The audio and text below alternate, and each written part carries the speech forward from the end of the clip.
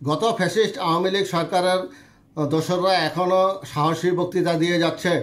তাদের এত দুঃসাহস যে তারা গ্রেপ্তার হওয়ার পরও জয় বাংলা স্লোগান দিচ্ছে। আদালত প্রাঙ্গণে জয় বাংলা জয় বঙ্গবন্ধু স্লোগান দিলেন সাবেক 2 এমপি। আদালত প্রাঙ্গণে জয় বাংলা জয় বঙ্গবন্ধু স্লোগান দিয়েই আওয়ামী লীগের সাবেক সংসদ সদস্য সোলাইমান সেলিম ও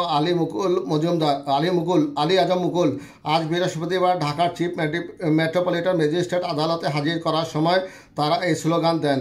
প্রত্যক্ষদর্শী আইনজীবীরা জানান, দুপুরের পর দুজনকে আদালতের হাজতখানায় রাখা হয়। দুপুর 2টার পর শুনানির জন্য তাদের আদালতে তোলা হয়। আদালতে নেওয়ার সময় মাথায় হেলমেট ও গায়ে বুলেট প্রুফ জ্যাকেট পরা অবস্থায় পুলিশের কঠোর নিরাপত্তা ব্যবস্থার মধ্যেই তারা জয় বাংলা জয় বঙ্গবন্ধু স্লোগান দেয়। উৎসুক জনতা ও আইনজীবীদের উদ্দেশ্যে ঢাকা 7 আসনের আওয়ামী লীগের সাবেক সংসদ সদস্য হাজী সেলিমের ছেলে সোলাইমান সেলিম বলেন, শেখ হাসিনা আবার আসবেন। গতকাল বুধবার গভীর রাতে রাজধানীর গুলশানের একটি বাসা থেকে সোলাইমান সেলিমকে গ্রেপ্তার করে চকবাজার থানা পুলিশ। বৈষম্য বিরোধী ছাত্র আন্দোলন চলাকালে চকবাজারের একটি প্লাস্টিক কারখানার শ্রমিক মোহাম্মদ রাকিব হাওলাদারের হত্যার মামলায় তার 10 দিনের রিমান্ডের আবেদন করা হয়, কিন্তু অন্য আসামির জামিন শুনানির জন্য মামলার মূল নথি মহানগর দায়রা জজ আদালতে থাকায় রিমান্ড শুনানি হয়নি। ঢাকার মেট্রোপলিটন ম্যাজিস্ট্রেট আওলাদ হোসেন মোহাম্মদ জোনাইদের আদালত তাকে কারাগারে পাঠানোর নির্দেশ দেন।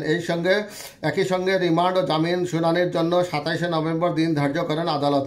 এদিকে শিক্ষার্থী নাহিদুল ইসলামকে হত্যার অভিযোগে মিরপুর মডেল থানায় করা মামলায় গ্রেপ্তার ভোলা 2 আসনের সাবেক সংসদ সদস্য আলী আজম মুকুলকে কারাগারে পাঠিয়েছেন আদালত। ঢাকার মেট্রোপলিটন ম্যাজিস্ট্রেট মোহাম্মদ শেফাতুল্লাহর আদালত শুনানি শেষে জামিন নামঞ্জুর করে এ আদেশ দেন।